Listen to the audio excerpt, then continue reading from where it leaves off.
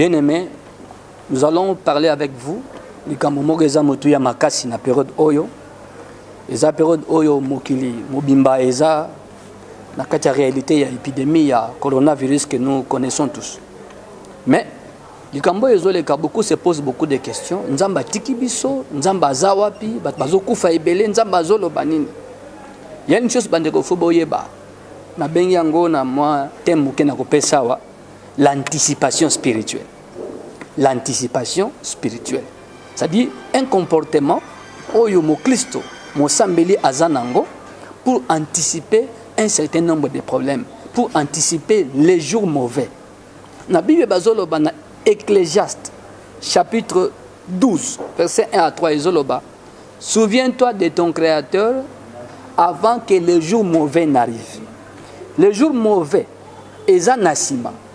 Mais se souvenir du créateur eza avant. C'est-à-dire avant que le jour mauvais n'arrive, mon Christo, mon sambeli et sengeli a se souvenir nanzambe oya kelai. Eli kolobani. Aye baninga kozala nanzambe. Ninga kotambola ya kokangama naye. Écoutez, tu ne peux pas vivre comme si Dieu n'existe pas. Eza mabe. Mokilo ezaka ya nzambe. Mokilo eza na mukolo nango. Pe mokilo eza na ba réalité ya ndenge na ndenge. Comment muto aza na mokili? Il ne fait aucun cas de Dieu. Il vit sa vie, il est en Europe, il travaille quelque part, il est ici au Congo, il est ailleurs. Mais son Dieu, c'est son argent. Son Dieu, c'est son argent. Bon, ce que Mouta Boy, tant makambo koya, ayebite que nakati mokili, les jours mauvais arrivent toujours. Bible zolo bakutu d'ailleurs, na Jérémie, alors ils te feront la guerre, mais ils ne te vaincront pas. Est-ce que balobi muto assemble la kaza épargné na bitumba? Non, balobi nengwana te. Mais balobi boye. Bako bundisa kasi bako longa yote po na kozana yo na kangola yo. Donc c'est-à-dire avant ba bundisa yo, il faut nzamba zala na yo. Yo lukoza na nzambe. La Bible ajoute en disant approchez-vous de Dieu et il s'approchera de vous. Entre nzambe et ndamut qui doit venir vers l'autre. Vous voyez ça? Ce que yo pousse n'est pas nzambe. Nzambe peut pousser ni pas na yo. Nalobi, bandeko, bolandangai. Ne vis pas ta vie comme si Dieu n'existe pas. Eza mabe. Na batan lokola oyo, tang mabe koya, okole la makasi, nzamba tiki ngai, nzamba tiki libota nangai. Il y a des gens qui meurent, toute la famille bakei, va disparaître. Pourquoi? Parce que ces gens vivaient leur vie sans tenir compte de Dieu. Or, Ecclésiaste 12 à l'obi, souviens-toi de ton créateur avant que les jours mauvais n'arrivent. Ni à l'obi 1, il faut au bon la moutem. Il faut qu'on yamba Yesu. Il faut qu'on sambe la nzam. Qu'on manaye. 2. Il faut aussi koza na kop na lo bango bongo koza na kop na nzambe. C'est-à-dire koza la en bonne relation na nzambe. Ko sala makambo nzamba lingaka ba sala po abatela. C'est très important. L'anticipation spirituelle dont il est question est un comportement adopté par un chrétien. Oyo eza ko batela ye mukolo mabe koya. Oyo eza ko batela ye mukolo mabe ekoya. Avant mabe ya moto yo akangama na nzambe comme Job chapitre 1. Job était un homme intègre, Job craignait Dieu, Job évitait le mal. Job allait offrir des sacrifices à Dieu pour ses enfants. Mais Satan n'était pas encore venu les troubler, mais il avait un comportement anticipatif. Avant que mabeya yenanza bazaka déjà na relation malam nanda kunaye na makamunaye, il donnait des offrandes à Dieu. Kozala moibité pa nzambe. Malachie 3 8 à 10. Kola lobi batu bako sakaye na nini na badim na ba offrande. Il y a des gens qui ne donnent pas des offrandes à Dieu. D'autres ne payent pas des dîmes à Dieu. Vous voyez, ils traitent les pasteurs de n'importe qui parce que les pasteurs sont des mendiants, les pasteurs exagèrent. Nous avons dit makambo Bible les pasteurs n'ont pas inventé, ça se trouve dans la Bible. C'est vrai. Batalukuta bazali. Mais à solope baza.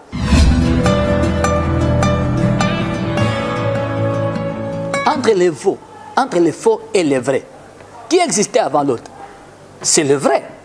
Parce que le faux est tiré du vrai. Entre la photocopie et l'original, qui a existé avant l'autre? C'est l'original. Donc pour dire que Ataba faut demi combien, mais le vrai existe. C'est l'ensemble à solo basal. Alors, l'anticipation spirituelle, un comportement du chrétien, du croyant, où est ça là que mukolo mabe koya nzamba ko kote lai, nzamba ko tika ete, nzamba ko bate lai. Ezali, Job 1, il y a intégrité à Job. Il évitait le mal. Il s'est détourné du mal. Job allait offrir à Dieu pendant qu'il n'y avait rien. Ça, ce n'est pas un bon comportement. Job le faisait, il allait au temple, il allait offrir pour ses enfants. Il était comme ça. Ecclésiaste 11, verset 1 à 2, lobby. Donne-en une part à 7, une part à 8, car tu ne sais pas quel malheur va arriver sur la terre. Car tu ne sais pas quel malheur va arriver sur la terre. Qui savait que l'autre en a virus sur le corona? Qui savait ça? C'est ça, c'est que la Bible dit, tu ne sais pas quel malheur va arriver sur la terre. Mais avant que ce malheur n'arrive sur la terre, toi fais quoi? Donne-en une part à 7, une part à 8. C'est-à-dire quoi? Comme j'avais dit dans Ebandeli, tu ne peux pas vivre ta vie sans tenir compte de Dieu, sans tenir compte des affaires de Dieu. Pourtant, maintenant, il n'y a rien qui parle pour toi devant Dieu. Toi, tu ne fais rien pour Dieu. Tu vas crier auprès de quel Dieu à côté là? Il y a une anticipation spirituelle. Mutamayele ezali oyo na ebandeli azako se comporter malamu likambo ezate mabe ezate malade yete kufa yete yena nzambe bazaka très bien. Écoutez, lolengo za na nzambe sikoyo ne ko sala ete lobitango bitumba ekoya nzamba ko sala wana kote la yo ako intervenir pe akotika te mabe memayo mabe bomayo parce que en amont tu étais en bon terme, tu as toujours été comme ça dans nzambe. Yango monisa comme ça t'en pas Job akoka kite abete kipoto il n'a pas réussi nde moni azongela ki nzambe yemoka zo permission kuna à cause nini le comportement il y a Job en amont, ça anticipait les dangers, ça anticipait les combats, ça anticipait les problèmes. Bongonde bazalaka, bien aimé, sur pesaka dimte, bando pesa dim, au pesaka bofante, bando pesa offrande, au pesaka action de grâce, bando pesa action de grâce, au soutenara musala nzambete, bando salango, banda ko salango, au kipaka basela nzambete, ezamabe, parce que bangonde bachaka biso mabondeli. Ce sont les hommes anges que Dieu a placés. Nous sommes comme ça. Exode 23, 20.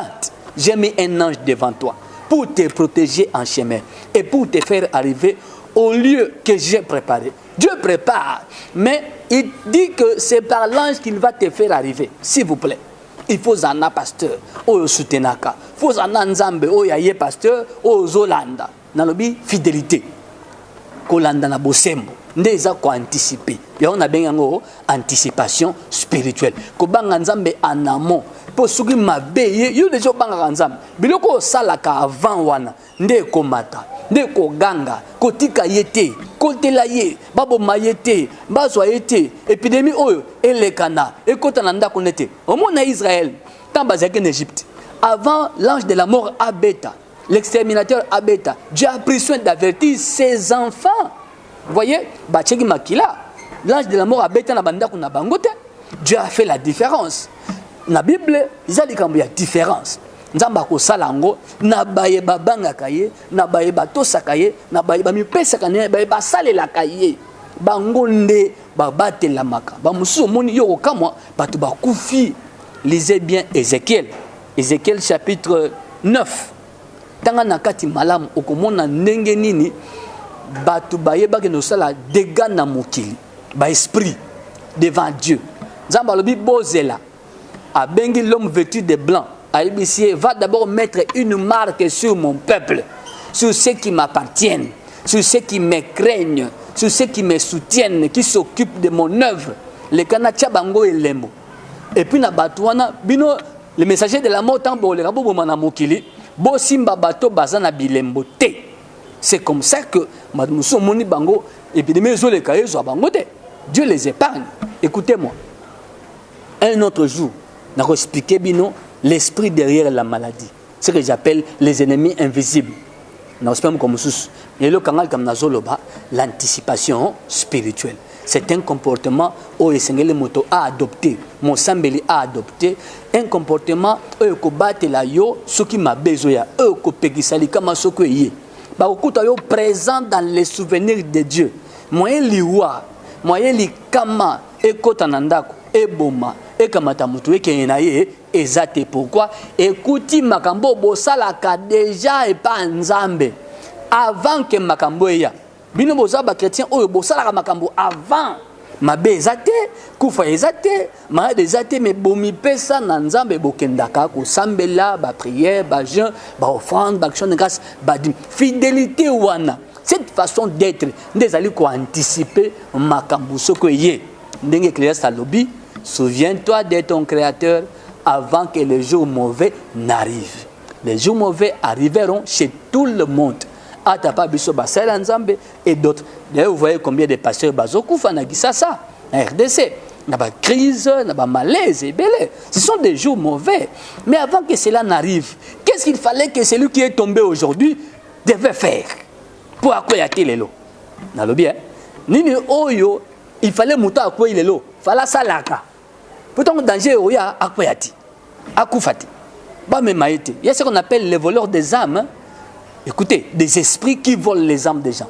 Bah mon a été, bah un esprit dans l'invisible. Nous mon a monté à quoi il a douche, à quoi il a salle de bain, à salle crise, à bandagolia, à gangi à quoi il a kangami. Non, bah écoute mon aïe. On en parlera une autre fois. Les voleurs des âmes. Ce sont des esprits très dangereux. Ce qu'a bimi à ozon à namoli mamutu. C'est comme ça que par mes les kanamuki. Écoutez, au moins les kamezolek, t'as l'information malam, t'as la très bien. Le monde entier est dans la situation où et l'église ne prie pas. Partout ailleurs, les églises ne se réunissent pas. Aux hommes, on a gardé certains décors où ils ont favorisé le diable, l'ennemi. Qui est l'adversaire farouche et l'ennemi? Il y a diable. C'est qui? C'est l'église. Il connaît bien. Ce qu'on agit de manière que non, la maladie agit dans le sens que moi, Batouba Sangana, ils athées. C'est normal que les balétanes sont beaux, ils ont mesure. C'est normal. Mais sur le plan spirituel, c'est mauvais. Ça favorise l'activité du malin qui va tuer. C'est un esprit qui marche. Au moins, il y a Job 1. Nzamba tuni Satan. Où tu appelles? Satan répond à Nzambe, je viens de parcourir la terre et de m'y promener. Si Satan parcourt la terre et se promène, il fait quoi? Jean 10, il vole, il détruit et il égorge. C'est un esprit. Covid-19, dans l'invisible, c'est une maladie, c'est un virus. Mais dans l'invisible, c'est un esprit. Je répète, c'est un esprit. Akozonga sima akozonga na ténèbres skauti. L'esprit derrière cette épidémie akozonga na ténèbres sima akozwa le nombre voulu des âmes au yabimeli. Akozwa mon tsunami en 2004 ils ont dit 250 000 âmes et que nango na mai 250 000 âmes s'il vous plaît. T'as la bonne information au monde. Ndenge mona épidémie oyo. T'as les autres cas continent par continent. Et sur l'information, nous voyons ça sur face 24. Hein? Bakotia, en Afrique autant, en Europe autant, en Amérique autant. On prend ça. Et tu auras atteint des types à 100 000 âmes. Ces âmes-là partent. Ils sont pris par un esprit. Un esprit qui marche. Un esprit géant comme une entité démoniaque. Ils ont tambola continent par continent jusqu'à ce qu'ils reçoivent les nombres. Et cet esprit-là, écoutez. Écoutez-moi, Bandeko. Je parle des choses de l'esprit. Cet esprit-là, à kozonga, il sera aussi dans les ténèbres. Kaka tanga kozwa nombre ya ba âme o yaza nango besoin. Si il atteint de 100 000, si 150 000, si 200 000, à quoi atteindre à travers le monde. Après, il va rentrer dans le ténèbre. Je ne dis pas que tout semble la terre. Il faut tout semble la ming d'ailleurs. Mais oyo kobika ezali Ézéchiel chapitre 9. Batio et Lembo. Elembo, la marque dont parle Ézéchiel chapitre 9. Dans le texte au monde. Parce que cet esprit, il va passer. Et il passe continent par continent. Et il va tuer, s'il vous plaît, il va tuer. C'est un esprit. Je dis bien la maladie est visible. Mais l'esprit derrière la maladie est invisible. En Égypte, le doigt de Dieu frappait en Égypte. Mais on ne voyait pas ça. Les gens mouraient, les choses étaient détruites. Mais nous avons Nassima, c'était Dieu qui agissait. Les pharaons, les nganga des pharaons ont dit que ça c'est le doigt de Dieu. Mais Dieu on ne le voit pas. Mais ils ont fait des choses à Bondokina Bango, bah que non. Ah, oh, ils ont monté en Égypte. Il y a la main d'un Dieu qui fait ça. C'est-à-dire, c'est que nous voyons aussi dans le monde, au coronavirus, il y a un esprit derrière ça. Azotambola. Job 1. Tala le solan nzamena Satan a lobby. D'où viens-tu? Satan a répondu, je viens de parcourir la terre. Cet esprit parcourt la terre. Azoboma, Aroboma continent nyonso. Jusqu'à totaliser un certain nombre d'âmes. Oya ekoluka. Simakozon. Donc la tsunami a bimi à 200 000 âmes. Kena bangwale. Ma ekominien. Et ils allaient bongo. Mais seulement il faut avoir la marque. La marque. Pour que tant qu'il y a zoleka au simbote. Les gens qui kakete. Quand ils ont le frère Georges. Par exemple. Écoutez Antoine Nanzela. Ah il est Antoine te. Ah il y a qui n'est pas Georges. Antoine ne peut pas. Ako les kakake Nanzela balekani. Quand il y a aussi mbete. À quel Georges. So ça na marqué. Bakozoyo. C'est un esprit. Netina moni. Na période de fou batu basambela. Mais na ebisio. Et il y a un comportement, on a bengawa l'anticipation spirituelle. Un comportement qui anticipe les dangers, qui anticipe les malheurs. Avant que l'Ikamboya, zala malamu nanzam, zala en bonne relation nanzam. Vis ta vie en tenant compte de Dieu. Nzamba zali, yende mukolo mokili, oyo. Pour certains cas, Dieu laisse le diable faire. Je ne mens pas. Pour certains cas, Dieu laisse le diable faire. Il protège ses enfants. Mais bakangama naye atie bango elembo apexi satana kuna okolekate po bawana baza yanga. Ézéchiel chapitre 9 tanga malamu okomona na kati. Ba bazoki marque basimba ki bankote. Nzambe apambola yo pour la ndibiso. Nous allons continuer bakambo mikolezoya mais toko décréter ba journée de prière familiale à domicile. Na confinement au Ezali, nous aurons 50 jours de prière. Du 12 avril au 31 de la Pâque à la Pentecôte. 50 jours. Ko sambele pa nanzamba. Batuna besika baza confiné la famille prier. Pe sabino thème de prière. Ce sont des prières de victoire contre les ennemis invisibles.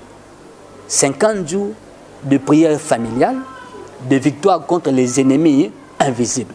Parce que même cette maladie, derrière ça, il y a un ennemi invisible. Il y a des choses qui arrivent. Tout à l'heure, ma morgue n'a pas ça. Ce n'est même pas coronavirus. On ne dit même pas 50 morts. Ah, ouais, pas du tout. Mais il y a beaucoup de morts. Il y a beaucoup d'enterrements pour assister dans Mboka. Beaucoup de deuils. Et c'est un coronavirus. C'est autre chose. Comme pour dire que l'ennemi a zoleka, a attaqué parce que au moni vie de prière il y a église ezaka mutu ya makasi na mboka pe na bamboka nyonso église nde kangaka makambo tango danger ezoya oka l'église va continuer prière à 7 jours il y a 2 jours maintenant l'église n'est pas à cette activité et terre etikali il y a esprit ennemi azoleka tina lobi tanga Ézéchiel 9 malam que le Seigneur a tiré les mboyo na libota na yo mais pendant ce temps nous peuple de Dieu. Nous, vous qui me suivez, nous ressemblons ensemble. Chaque jour, 50 minutes de prière. Pendant 50 jours. Chaque jour, 50 minutes de prière pendant 50 jours. Du 12 avril au 31 mai. Prière de 50 jours. Prière familiale. De victoire contre les esprits, contre les ennemis invisibles. Contre les ennemis invisibles. Nous sommes la kolonga bango. Banani bazoya na période ko sala ba attaque tala bandoto bozolote ezofunda ba danger ebele ezofunda certaines réalités zoya vers ba domicile nabiso vers mabota nabiso rien qu'à voir ces rêves là ezofunda mabe makasi. Maintenant le rêve c'est quoi? Et c'est le kambo ezoleka na esprit que Dieu t'a permis de voir. Maintenant qui vit en esprit pendant que baza confiné tu ne t'iras pas à l'église. Lui il veut faire quoi? Akanako bandakala abi o eza occasion. Eza opportunité. Alexangote. Akoya salamabe. Ndomoni bana mingi bazobela na bandako na ba famille. Ba fièvre makasi ya butu. C'est une attaque démoniaque. Mais ça vient de qui? De quel ennemi? Maintenant comment anticiper bitumana bango surveillance na bango na bandako na biso. Ndomoni tina tozo décréter 50 jours au Yamabondeli de la Pâque à la Pentecôte. Et ça sera exactement 50 jours hein? Entre Pâques et Pentecôte, il y a 50 jours. Sambela, Makasi, Nalobi, chaque jour. 50 minutes de prière à 6 heures le matin. Au Lamogi, ça là 50 minutes de prière. Aussi ici, Bando soit jus avec de l'eau, avec des fruits. Zoyango pendant toute la journée. Na 12 heures, 50 minutes de prière. 18 heures, 50 minutes de prière. Si ma prière à 18 heures, on a 50 minutes. zoare pas léger. Nyonso oliaka wana, nyonso oliaka. Mais diminuez-moi quantité, pose à la souple na butu, au sambela lisusu. Et na katia butu, c'est-à-dire au-delà de à minuit ou au-delà de minuit. Excusez-moi. Na minuit ou au-delà de minuit, ça sous 50 minutes de prière. Nous aurons comme ça 4 temps de prière. 6 heures, 12 heures, 18 heures et minuit. Priez qu'à 50 minutes. Salamakas 50 minutes na 4 nango, l'adoration, la louange, l'invocation de la puissance de Dieu et puis la prière d'autorité contre les ennemis invisibles au bazoya contre yo, contre les botana yo, nde ba prier to sala. To ba no pesa orientation il y a chaque semaine. Nous aurons 7 grands sujets parce que ça prendra exactement 7 semaines. Chaque semaine du 12 avril au 19 avril, première semaine. Et ça, on a un sujet. Comme ça, tu as semaine ici, toujours semaine, tu sujet. Et ainsi de suite. Qui te recommande le 31 mai. Chaque jour, si vous salez prière, n'a pas quoi. Prenez une enveloppe. Mettez une offrande. Il y a $1, 1 euro ou 1000 francs congolais sur la RDC. Tiens, il y a une enveloppe. Cette offrande aux autres chaque jour, c'est pour sceller la prière. Philippiens 4, 6. Faites connaître à Dieu vos besoins par des prières, des supplications avec des actions de grâce. Oui, on prie avec une offrande. C'est comme ça que les choses de l'esprit est tambolak. 1 euro, $1 ou 1000 francs congolais, tant que vous en RDC. Au bon de l'inabisso, Mokoloana, comme on a le 12 avril. Si vous priez, kamata 1000 francs, tiens enveloppe. Kamata 1 euro, $1, tiens enveloppe. Ça là, pendant 50 jours. Le 31 mai, tu peux payer sangue par Nzambe. Dans l'hôtel de prière Nabiso, il y a prié 50 jours, tu peux vaincre les ennemis invisibles. Kola pambola moko na moko alandi biso.